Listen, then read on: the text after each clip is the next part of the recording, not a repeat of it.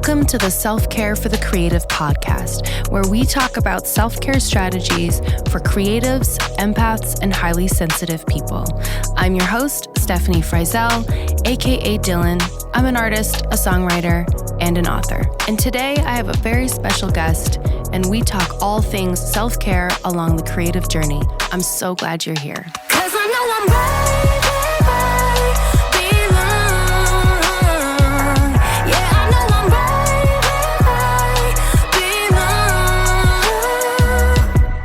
Baer is an LA-based pop artist. To get to know her, just listen to her lyrics, raw, relatable, and honest. Her music takes you on a journey through heartbreak, personal challenges, and ultimately self-growth. Her latest EP, Conversations with My Therapist, was released in December 2023 and is gaining radio play. Over the past year, Casey has toured the U.S., opening in 34 cities for Jesse McCartney, as well as We3. This past spring, she embarked on an 8-country European tour opening for Tokyo Hotel. She has amassed over 12 million streams as an independent artist and has been championed by press such as Billboard, Radio Disney, Just Jared, iHeartRadio, Popular TV, among many others. Casey is also a mental health advocate, having experienced mental health issues herself, and continues to help raise awareness. She is currently working on her next project. Please welcome Casey Baer. Thank you for having me. I'm so excited to be here. Tell us a little bit about how you got started in music. Well, I have been doing music for as long as I can remember. I knew when I was 3 years old at the Hillary Duff concert when I was hysterically crying because I wasn't on stage with her. So I made that little girl a promise that I was going to be on stage with her one day. Love that. I got to keep that promise. She was a cute little girl. And she was very upset. So that's when you knew. That's when I knew. No, yeah. Seriously. Like ever since that day, that was one of my very first memories actually, is like I just remember being so upset that I couldn't go on stage and sing with her. Oh my gosh. So I was like, okay, I'm going to do that. And then when I was 6, I did my very first show on stage. It was a little musical theater show. We did High School Musical. Nice. And I got the performance bug. I was just like, oh my God, like, This is what I'm meant to do. This is it. Like, life gets better than this? I do not think so. Right.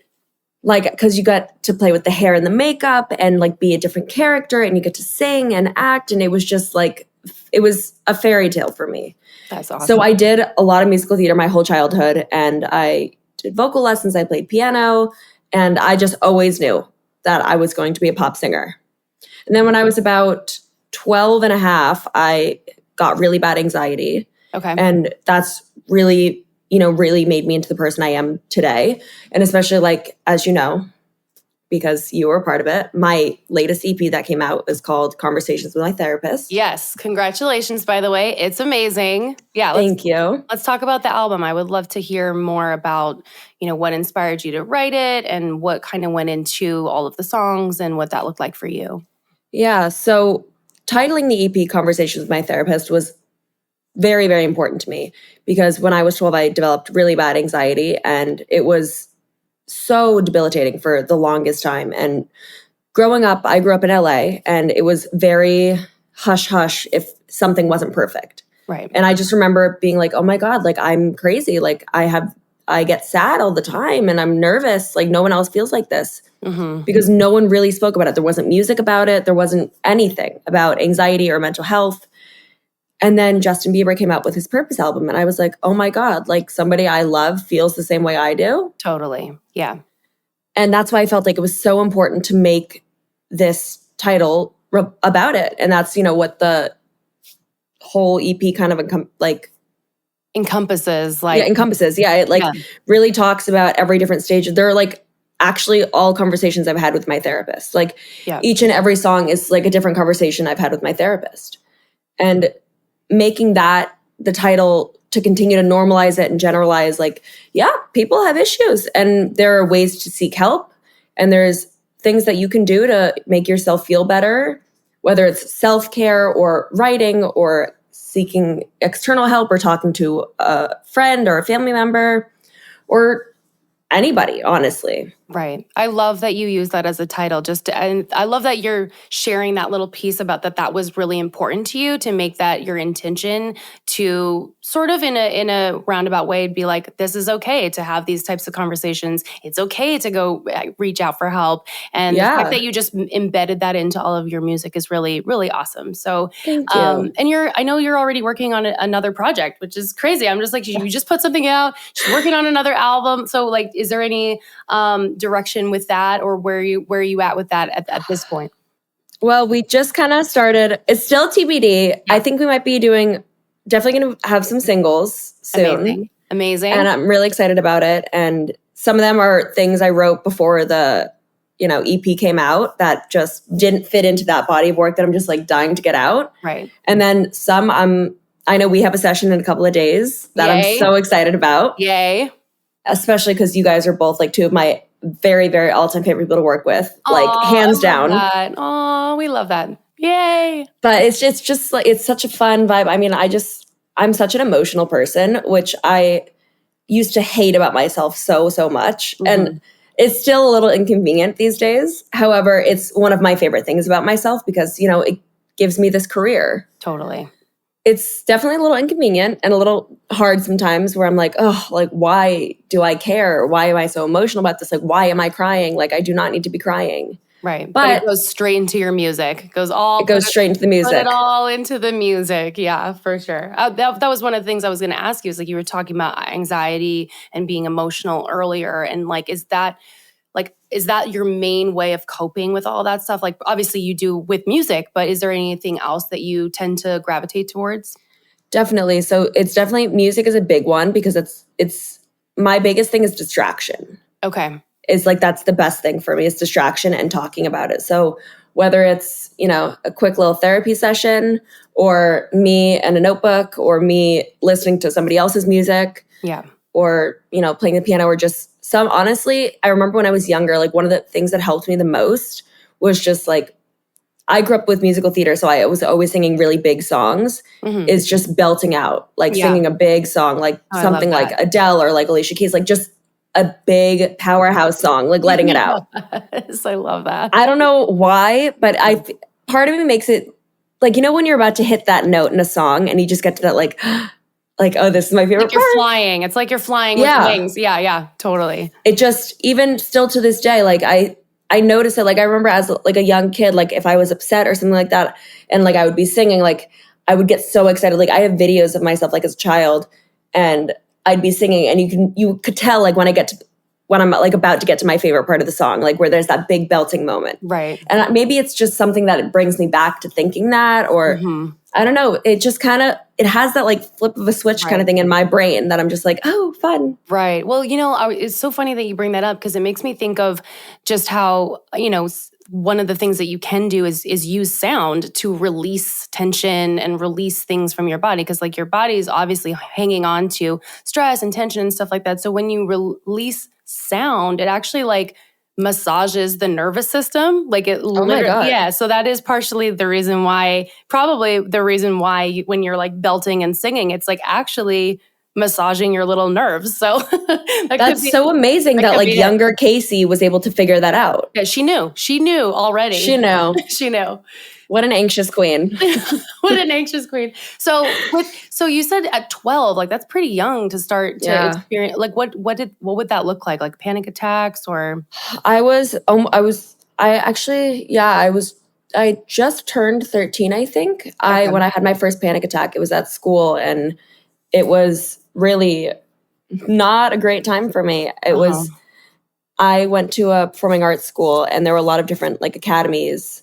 That was like math and science, like performing arts, like film. And then there was also emotionally disturbed. Right. So I was in the one class of the whole school that had every academy together. Got it. And I was sitting next to a kid who got up and got, a little physical with the teacher. Okay. And I just remember being absolutely mortified. I ran out of the classroom and was hysterically crying, like hyperventilating, freaking out. Oh man. Went into the bathroom, like put my knees up on the toilet so nobody knew that I was in there. I was last texting my mom, calling her. I was like, you need to come get me. Like, I feel like I'm dying. Like something's wrong. Oh. And I was never able to go back. Oh my gosh.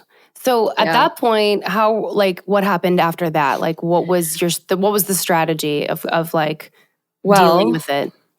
Or even learning about it? You were so young. That's the thing, that I was young. Didn't know. Yeah, exactly. And also, you would think like LA is such a progressive place to live and grow up. Like you would know about those things, but no, like it was just so, where I grew up, everything was just so perfect. Everyone's life was so magical and like it was all sunshine and rainbows. Right. Which I'm sure, you know, that's not real life. Like that's not what went behind closed doors, but that's what everyone wanted to show. Right. So that's all I knew. Right.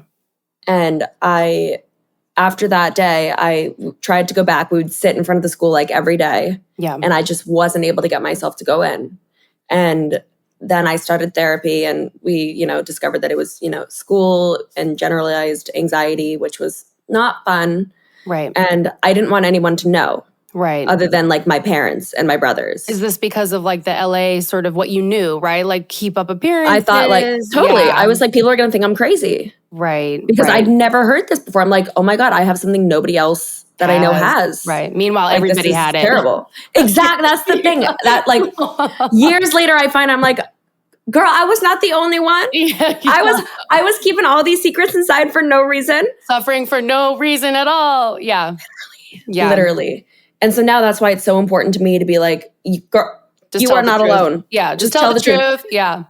I lost all of my friends. Oh, really? Basically, because I didn't want them to know exactly what, you know, why I wasn't coming to school. I'd be like, I have an orthodontist appointment. My grandparents are coming into town. Like, just, I would make up every excuse in the book. Wow. And I would miss birthday parties and school and all these things. And people were just like, why are you not coming to school? And I was like, I'm busy. Right. I can't go. It was almost like just embarrassed to like say. I was so embarrassed. Right, right. I was so ashamed of it. And I felt so isolated. Like I couldn't tell the truth because I was like, they're not going to want to be friends with me like if they think I'm crazy. Right, right. And then when I became homeschooled, a lot of their parents were like, oh, that's weird. Like, we don't want you to be friends. We don't want you to be friends with her anymore. Which was really hard as a little girl. Yeah. I'm homeschooled now because of something that I can't do. Right. And my friends' parents think it's weird. Right. And like they don't want their kid around it. Right. Wait, so like homeschooling was because of the panic attack. So you had the panic because of the anxiety. And then also I was like, I can focus on music if I do that. Right, right. So it also gave me the ability to, you know, have a session or go to meetings or have more voice lessons or play piano or learn how to write music, which is one of the biggest things is at that point is when I started writing music. Right. To build and design your life exactly the way that it works for you. So it sounds like 100%. That's exactly what was working for you. Yeah. Oh my gosh. So at what point did things change for you? Because obviously you're talking about like, you know, at the time you were embarrassed, you didn't want to be deemed crazy. And then obviously you start writing music and now you're Casey Baer and you're singing all your songs. And now it's like, you're like, I don't care. Like at what point? I'm like, I don't care. I'm like, I'll post a picture of myself crying. Yeah. Yeah. It took a long time. It took a while. I mean, there were a few people that started to know and like things I would start to talk about, especially like the farther into writing music and the more I heard people talking about mental health, I was like, okay, this is like normal, kind of a normal thing. Like, totally. Okay. Yeah. And the more I learned about it in like a beautiful way rather than like, oh, this is shameful something bad. Way. Yeah, totally. That's like when I became more comfortable talking about it. And then really when I was starting to release my own music and all of that stuff, I was like, I want to do this for people. Mm-hmm. Like Justin Bieber was the person that made me realize like that I wasn't crazy. Mm-hmm. And I want to be able to do even half the amount that he did for me. Right. That's so powerful and amazing that like to like that is exactly music in a nutshell and the purpose of it. Like is that to be inspired by somebody else and then know that inspiration, how it impacted you and to be able to return that favor through your music is just insane. It's really powerful. It's awesome. Thank you. Yeah. It's a good feeling to be able to be like, okay, this is what helped me and hopefully and from, you know, the places I've toured and the people I've met so far, it's helping. Yeah. Let's talk about tour life real quick. Like how has that been? What favorite parts, worst parts? What were the highs, the lows? Oh, well, performing has always been my favorite thing. Yeah. And going on tour is like literally heaven for me. Yeah. Like I hear all the time, like some artists are like, I can't handle tour. I'm like, no, girl, I could live on tour. Right. I could live my whole life on tour, performing every night. Yeah. There is just nothing like it. And being on tour, I really grew up so much on my first tour because I didn't go to real high school. I was homeschooled in high school. Right. And I didn't go to college. So there were definitely some, like developmental things that I missed from being in like that peer group of people, like in, day out. Like I was never like a partier. I wasn't big on that. Like I still lightly party. You're like now after tour. Yeah. Yeah. Like I'm never the person, like I know people probably say this all the time and like whatever it may be true or not be, like I've never done any drugs. Like I have no desire to do that. Like that's just never been my, kind of person. Right. Like I'll drink a little bit here and there, like have a good time. But like before tour, I never even really drank before. Right. And like, I really grew up so much and learned so much about myself and who I wanted to be on tour. It was like packing 4 years of college into 2 months. Totally. Yeah. I went in, one person came out a completely different person. Yeah. Changed. Like changed woman. I was a changed woman at the young age of 21. Changed woman. Yeah. In terms of doing a show, obviously you have to get your adrenaline up, and then afterwards, like almost like kind of come down, right? There's that, right? That's hard, yeah. Right. So the hardest is coming home. Like post-tour depression, right? Yeah. You're like, what is my life? What is my purpose? What's my purpose? I'm like, okay, so I got home today. Tomorrow I need a session every single day, so I'm fine. Right. Until I get my next tour. Was there like a routine that you had on tour, or something you did for your self-care on tour? Like I needed XYZ to survive on tour? Like what did that look like? Definitely. So touring, well, when I toured in the US, it was definitely different than touring in Europe. So I have a very severe nut allergy. And so in Europe, it was actually quite hard to find food that I wasn't allergic to. Oh, wow. Okay. So that was a really big part of our days, was like figuring out. It took a lot of planning, which you honestly wouldn't even really think about. Yeah. And like I almost didn't even know until literally 2 days before I left for tour, I found out that there's a flour that they use in Europe and like London. Oh, wow. It's called lupin flour. And basically it's the sister to peanuts. Oh my God. And if I didn't know, it would have killed me. Oh my gosh. And I found it literally 2 days before I left. Oh, great. Perfect. So like all the bread, pastas, everything, could not have it. And then everything was just kind of just made like in, a factory or whatever it was. So I was just like, and then also like being able to translate the languages, being like, I have a nut allergy, please don't kill me. Okay. So that was like that was like that was like the only part about tour that's like really took time and was like a little stressful. Mm-hmm. So it was like we had it like at least an hour before we were even going to plan to eat. We had a plan to where I could find something. Right. So that was definitely like something that, weighed heavy on the mental health there, because I was just like, okay. The biggest part of it was like preparing for each day, going into like a new country, seeing like, okay, what is their like specialty food that I'm allowed to eat? So like that's what made me feel the best, is like being prepared. Right. To know like where I could eat, we could buy like a box of cereal somewhere that I could take with me. And like, that was for me mentally so helpful. And also, taking at least like 15 minutes a day to just like have to myself. Yes. Whether if I wanted to go scroll on TikTok, I would let myself go scroll on TikTok. If I wanted to play a game or watch TV, I would, just to have my Casey time to like recenter whatever I felt like that was doing, whether it's I wanted to take a walk or I wanted to, watch something. Like I made sure to take the time each day.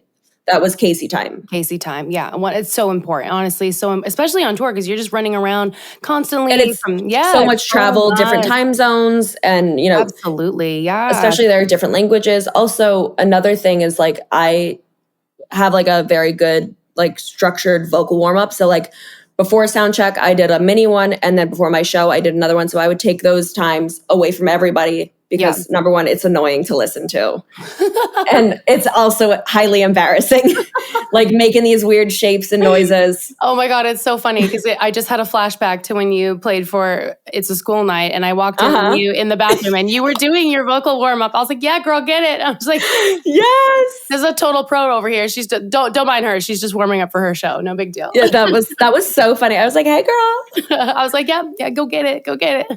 But so taking the time to do that, definitely. And just also having a conversation with myself, you know, like checking in. Yeah. I think is really important. I mean, I check in with myself on the daily. Right. I probably need to do that less. However, next I always make sure to be like conversations with myself. No, to be honest with you. Conversations with myself. Yeah. I'm not going to lie. I have many conversations with myself. So do I. I mean, I think it's normal. So how do you feel about like social media? Because I obviously you do tons of stuff on social media. Your content's amazing. And like, do you ever struggle with it, or like getting anxious about it, or like hate having to do it? Like, okay, yes, all of the above. Okay, so what does that look like to you? And like, how do you continue to play the social media game and keep like your head together about it? It's, to be honest with you, it's hard. Yeah, it is, and I'm a super honest person. So I'm never the person that's like, oh my God, it's all sunshine and rainbows. Like, I don't get upset if a video absolutely bombs. Like, of course I do, because it's something I take my time to put into, and it's something I want to do well. And also if my video does well, then my career does well. Right. Which I kind of hate, but also it gives me a way to get my music out there and to connect with all of my amazing cubs. Yeah. And just being able to, you know, reach the people in Europe that I toured with that I can't be with every day. And also the other people across the US that I toured with. Right. So it has so many amazing upsides. There are definitely some downsides that it's just, you know, you get into that comparative headspace where you're like, oh, like, I wish my video could do as well as theirs did. Like, it's the same thing. It's just the algorithm, or, you know, like, oh, I need new video ideas. Like, I feel like I'm doing the same thing over and over and over again. Right. But you're able to focus on the positive sides, like you said, like being able to focus on reaching your people and getting your messages out there. And even if, you know, so long as it's reaching your fans and your people, like that's that's the plus side, as opposed to getting caught in the comparison. It makes it all worth it. Like, when I see even one single comment from like a fan that I recognize, or like, and I'm in a bunch of like fan group chats, and I'll just like pop in, like I try like at least once a day pop in and be like, hey, and just like seeing like, well, they'll send like selfies in it, and like it's just so cute. Be able to like see like I've made a difference in these people's lives by posting silly little videos on the internet with a little silly song I wrote. That's amazing. I love that. So it makes it worth it. That's awesome.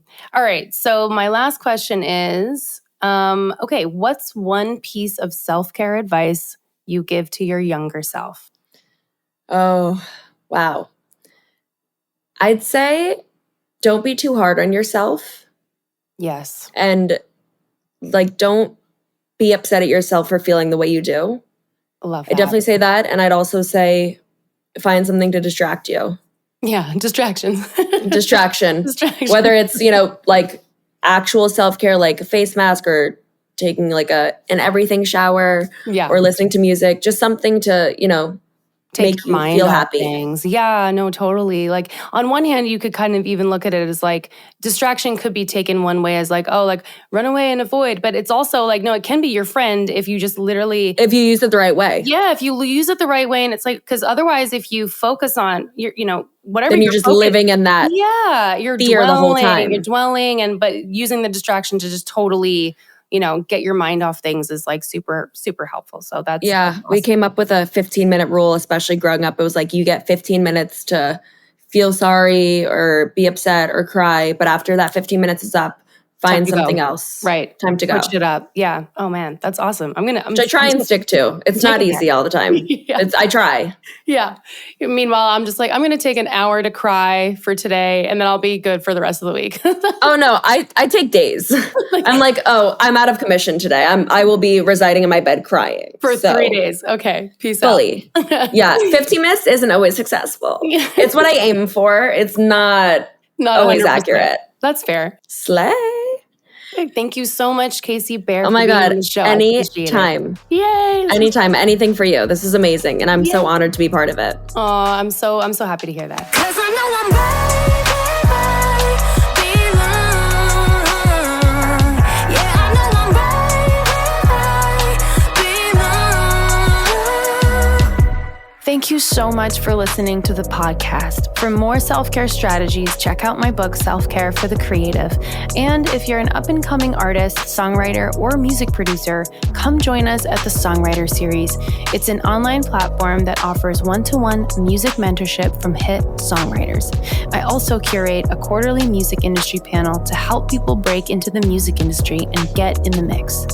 For more info on all my events, visit stefanifryzel.com or just email me at info@stefanifryzel.com.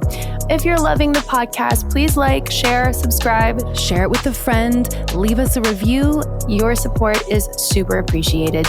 And don't forget, self-care is always within reach, and your greatest masterpiece will always be you. 'Cause I know I'm ready.